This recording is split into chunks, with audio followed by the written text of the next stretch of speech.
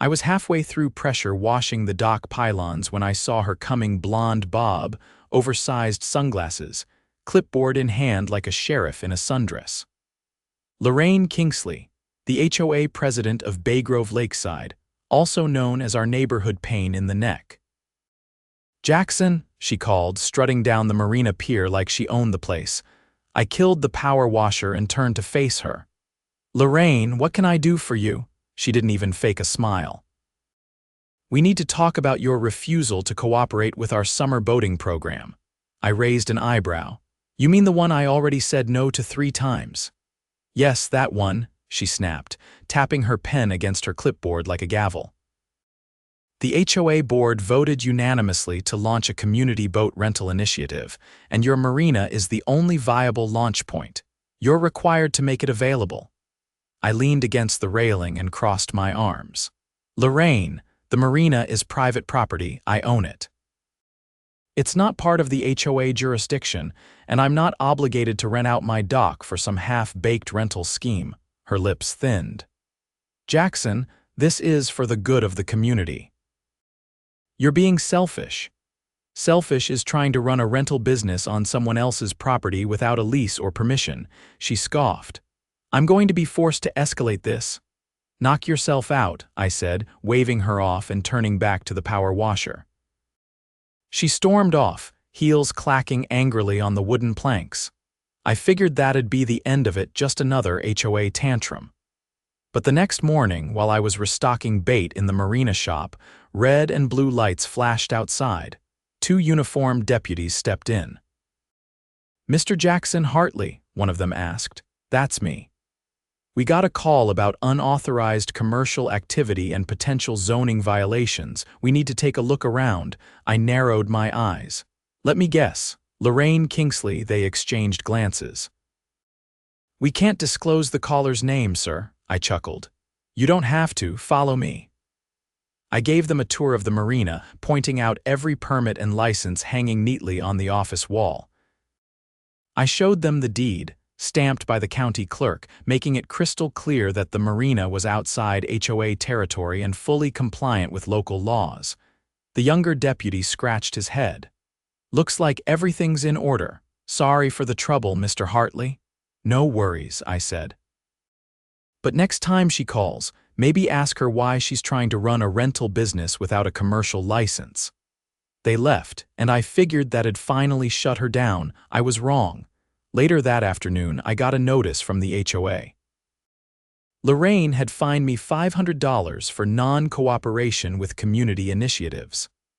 I laughed so hard I nearly dropped a bucket of shrimp. Fine or not, she had just crossed the wrong guy. Because what Lorraine didn't know, what the whole HOA didn't know, was that I wasn't just the marina owner. I was also the guy who'd just been elected to the county zoning board. The next HOA meeting was held in the clubhouse auditorium, the kind with faux mahogany paneling and those stiff folding chairs that make you regret sitting down. I'd never bothered attending before. I'd always figured it was just a place for retirees to argue about mailbox paint. But now, with Lorraine playing dirty, I had a reason. I walked in wearing a blue button-up and jeans, clipboard tucked under my arm. A few heads turned. Not many marina owners showed up to these meetings, let alone ones who kept their distance from HOA politics. Lorraine was already on stage, standing behind a podium like she was about to deliver the State of the Union. Her expression cracked slightly when she saw me walking in. "Mr. Hartley," she said, her voice tight. "Didn't expect to see you here tonight. I figured I'd come see how community decisions are made, you know, since I'm apparently part of them now without consent." Murmurs rippled through the seated crowd. She cleared her throat. "We'll begin with new business. As you all know, the board has been working diligently on our community boat sharing initiative. We've identified a launch site, secured preliminary insurance quotes, and are awaiting final permission from—" "Hold on," I said, stepping forward and raising my clipboard. "May I?" She hesitated, then reluctantly gestured to the side mic. I walked up and flipped open the folder. "Name's Jackson Hartley. Some of you know me as the guy who runs the marina." What you may not know is that I sit on the county zoning board now, which means I've had the joy of reviewing some very interesting emails and proposals tied to this initiative. Whispers broke out again. I didn't pause. First off, let's establish something. The HOA doesn't own any of the shoreline property. Lorraine here submitted a proposal to designate my marina as public access through a reclassification request without my signature. She claimed the dock was community-maintained, which is false. I have maintenance logs, tax receipts, and aerial maps dating back 15 years proving otherwise. Lorraine stepped forward, her tone suddenly sugary. Jackson, I believe you're misunderstanding. The proposal was merely a draft. No, I said, turning a page. You also submitted a grant application to the county's Recreation Development Program, listing projected revenue from rentals and a projected annual profit of $72,000. And guess whose property you listed as part of the assets? Mine. Gasps now. A woman in the second row muttered, "She what?" Lorraine's face flushed. You're misrepresenting the timeline. Those were exploratory fraud, I asked. You forged my initials on the grant paperwork. That shut her up. I turned to the crowd. I've submitted copies to the county prosecutor. Since she used falsified documents to apply for public funds, it falls under criminal fraud.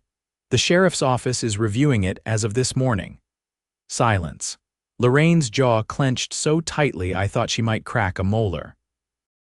But that's not all, I said, holding up a printed email chain.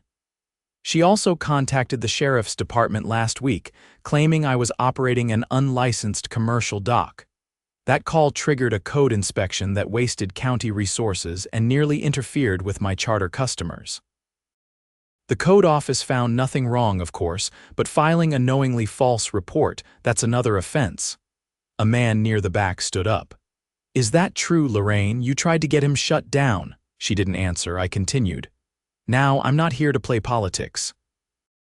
But if someone's going to use their role to bully neighbors, forge signatures, and misuse authority, then I think all of us deserve to know. Another board member, a gray-haired man with a badge-shaped lapel pin, finally spoke. This is extremely serious. If these documents are authentic, we need to suspend the boat program immediately and review the board's decisions from the past quarter. Lorraine stepped away from the podium, face pale, lips tight. This is a coordinated attack, she said, but her voice barely carried. I didn't need to say anything else. The room had already turned. That night, I got a call from Deputy Carson, one of the same deputies who'd visited the marina. Mr. Hartley, he said, just letting you know we've confirmed the documents you gave us. The county DA's office wants to move forward with charges: forgery, fraudulent misrepresentation, and misuse of public resources. We'll keep you posted. I thanked him and hung up. The next morning, Lorraine's yard was strangely quiet, no wind chimes. No ceramic gnomes glaring from the flower beds. Just a single white SUV parked in the driveway and a "closed for maintenance" sign taped to her door. By the end of the week, the HOA website had scrubbed all references to the boat rental program. Under restructuring, it said. The next board meeting was packed. This time, neighbors weren't shy about speaking up. A retired Coast Guard officer demanded a full audit. A mother of 3 asked why fines were being issued for things not covered in the bylaws. People who'd never spoken at meetings were suddenly quoting state law like small-town paralegals. By spring, Lorraine resigned for personal reasons. Her replacement, a woman named Deanne who ran the local gardening co-op and had never once tried to rezone someone else's land. I kept the marina running, didn't raise prices, and started hosting monthly fish fries for the neighborhood. Folks came out in droves, even the ones who'd once backed Lorraine. Turns out most people just want to be treated fairly, and as for the grant money, never got issued. The county flagged the application before funds were released. Funny thing.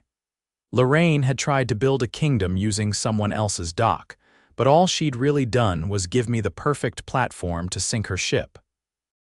2 weeks after the fallout, I was walking back from the Marina workshop with a replacement bilge pump under my arm when I noticed something odd. A white sedan was parked just off the gravel, half hidden behind some scrub pines near the old maintenance shed. It wasn't one of the usual customer vehicles, too clean, too deliberately placed. I paused, adjusted the pump under my arm, and walked toward it. As I got closer, I saw a man in a cheap navy suit sitting in the front seat, camera around his neck, scribbling something in a spiral-bound notebook. When he noticed me approaching, he rolled down the window, clearly uncomfortable. "You lost?" I asked, keeping my tone even. No, he said quickly. "Just doing some documentation for a property assessment." "Funny," I said, nodding toward the camera. "You get hired by the county," he hesitated. "Independent contractor." I leaned in just enough to read the ID badge clipped to his collar. It wasn't official, it looked like something printed at an office supply store. "And the logo, Baygrove Lakeside HOA, right," I said. "You might want to turn around and head back. You're on private land and I didn't authorize any assessments." He gave a nervous shrug and cranked the engine. The tires kicked up gravel as he reversed out of there in a hurry. Back at the Marina office, I opened the security feed and scrolled back. The guy had been there for nearly an hour, taking photos of my equipment bays, the fuel tanks, and even the generator shed. That wasn't curiosity. That was evidence gathering. I didn't wait. I called the county clerk's office and asked if there had been any new property inspections filed in my sector. The answer was no. Then I called my friend Lenny at the tax assessor's office. He owed me a favor after I'd helped him tow his boat 2 summers ago. He pulled the back-end reports. Sure enough, a packet had been submitted directly to the county's land use division by a third-party consultant hired by the Baygrove HOA. The packet included aerial images, projected commercial tax values, and proposed usage reclassification. The cherry on top: a recommendation to deem the Marina a community utility zone, which would allow the HOA to file for partial administrative oversight. They weren't trying to rent my dock anymore. They were trying to take it.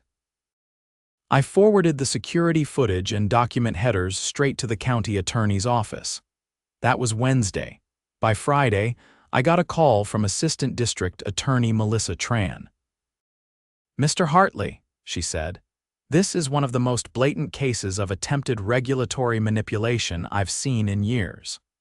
We're opening a formal investigation into the HOA's board under Statute 2843 fraudulent municipal filings. The consultant they hired didn't disclose his connection to the board president. Turns out he's her cousin." "That explains the fake badge," I said. She didn't laugh.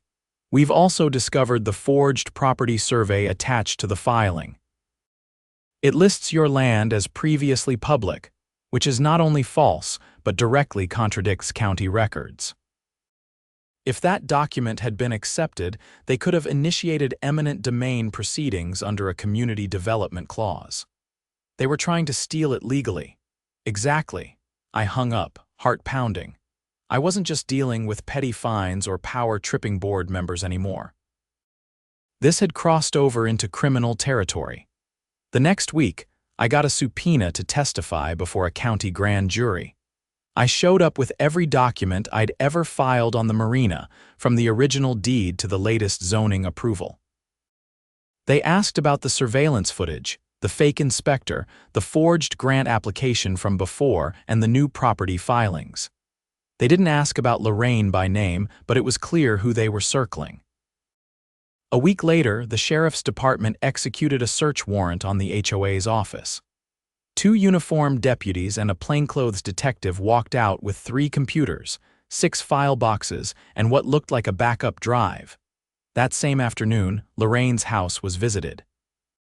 She wasn't arrested, not yet, but a sealed envelope was handed to her on the porch. She stood there in a floral blouse and heels, staring at it like it was radioactive. Then she retreated inside and shut the door without a word. The neighborhood buzzed. People started stopping by the Marina not for bait or boat slips, but to talk. "Did you hear what she tried to do?" one man whispered, leaning on the counter. "Lorraine's done. another woman said, shaking her head. I always thought she was pushy, but this. She tried to take your land. I didn't say much. I didn't need to. The HOA board scrambled. 2 members resigned within days. A third called an emergency meeting, which turned into a shouting match when residents demanded to see the full list of recent decisions made without public votes. Turns out, Lorraine had been signing off on projects unilaterally, using a loophole claiming executive discretion during community emergencies. No one could remember what the emergency was supposed to be. The county eventually charged her with 3 felonies: falsifying municipal documents, attempted fraudulent acquisition of private property, and misuse of public position for personal gain. Her cousin, the fake consultant, was charged with conspiracy and impersonation of a public official. Her mugshot hit the local news. The backlash hit harder. The HOA scrambled to elect an interim board. I stayed out of it, but I did attend the next community forum mostly to make sure nobody else got any bright ideas about community initiatives. The new president was a retired civil engineer named Raj Patel. He opened the meeting with a simple sentence. From now on, we follow the law. The crowd applauded. Raj looked at me. Mr. Hartley, on behalf of everyone here, I'd like to personally apologize for what happened. The board overstepped in a way that's not just unethical but criminal. We'd like to make things right. I didn't give a speech. I just nodded. Later that week, I got a letter from the county. They'd recertified my property boundaries, flagged the Marina as a protected private enterprise, and added a block that would notify me of any future filings involving my land. The HOA was barred from submitting any property-related applications for 3 years without full community approval, and an independent legal review. Turns out, putting on sunglasses and carrying a clipboard doesn't make you invincible. Getting clever with paperwork doesn't make you untouchable. And trying to steal a marina from a man who reads zoning code for fun, that makes you a cautionary tale. The morning after the grand jury's indictment, I was out by the bait freezer replacing a cracked hinge when a county vehicle pulled into the gravel lot. The door opened and out stepped a woman in a dark green blazer, slim briefcase in hand, heels crunching on the gravel like she didn't care one bit about the mess she was walking into. "Jackson Hartley?" she asked, offering a card without waiting for confirmation. I took it. "Darlene Voss." "State Auditor's Office." "Didn't expect you out here," I said, brushing off my hands. "You wouldn't believe how many audits start in places just like this," she replied. "Mind if we talk inside?" We went into the Marina office. I motioned her to the bench by the window while I poured 2 coffees from the old steel thermos behind the desk. "I'm here because the documents you submitted to the DA triggered a full review," she said. "Not just of the HOA board's filings, but their financials too." I leaned back on the stool. "You think there's more?" "I don't think. I know. You just happened to be the first one to push back hard enough." She opened her briefcase and laid out a thin stack of printed spreadsheets. Over the last 3 years, Baygrove Lakeside HOA has filed 19 requisitions for community improvement funds. That's normal. What's not normal is that over half of those funds were withdrawn in cash or paid directly to companies that don't exist outside of a P.O. box. A low whistle escaped me. Let me guess. Lorraine had signing authority. Every single one. That night, I called Raj Patel, the new HOA president, and told him what was coming. He didn't ask for details, just thanked me and said he'd make sure the rest of the board cooperated. The next morning, I saw a new sign posted on the HOA office door. Under external audit. All operations suspended. Over the next month, investigators combed through every contract, every reimbursement, every vendor. A forensic accountant uncovered several maintenance companies that had been paid for repairs that never happened, like a phantom landscaping project that billed $15,000 for irrigation upgrades on a lot that didn't even have sprinklers. The worst discovery came 2 weeks into the investigation.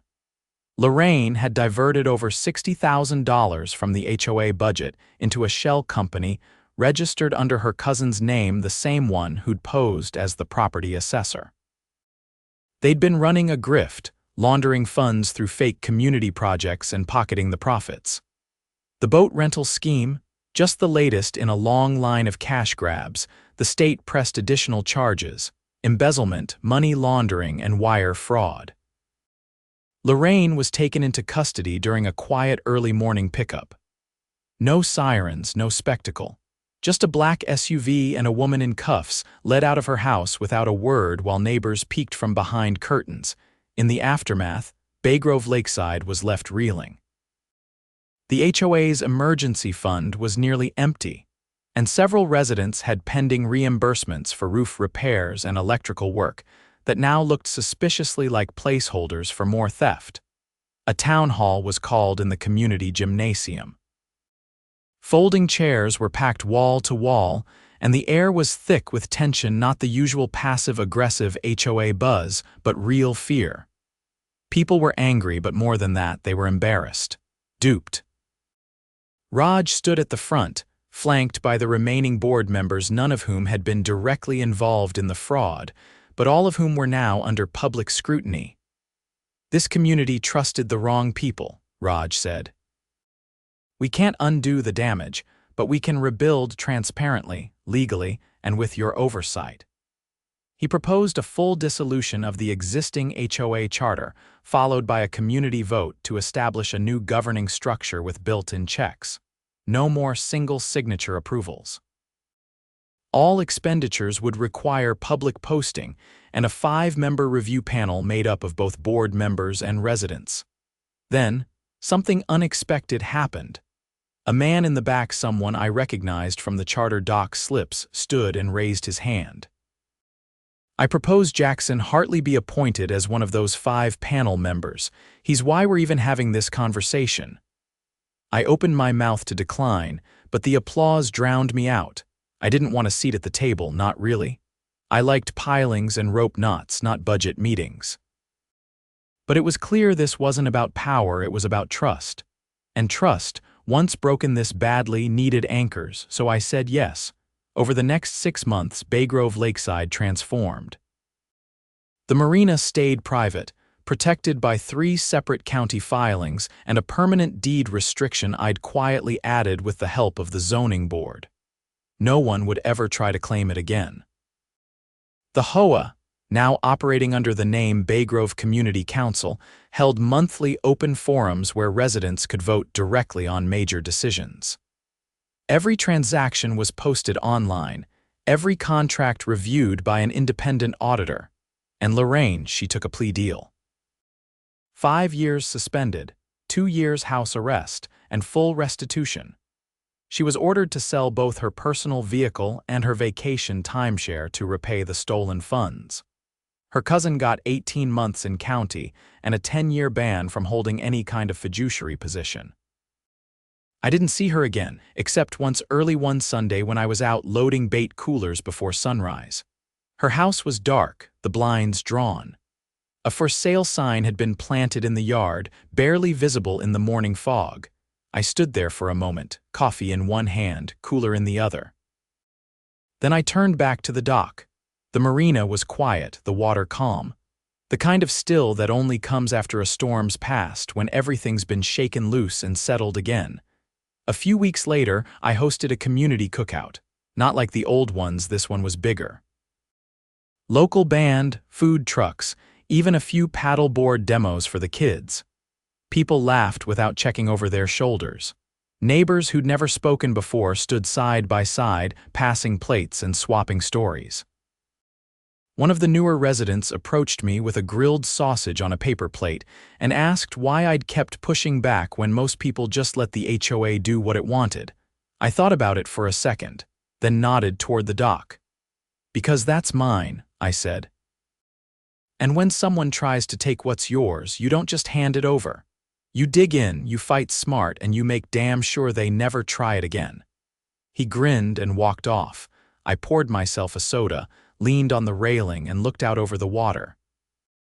Baygrove had tried to sell my dock, rewrite my property lines, and bury the truth under paperwork and legal jargon. But they'd forgotten something simple. You don't mess with the man who owns the tide.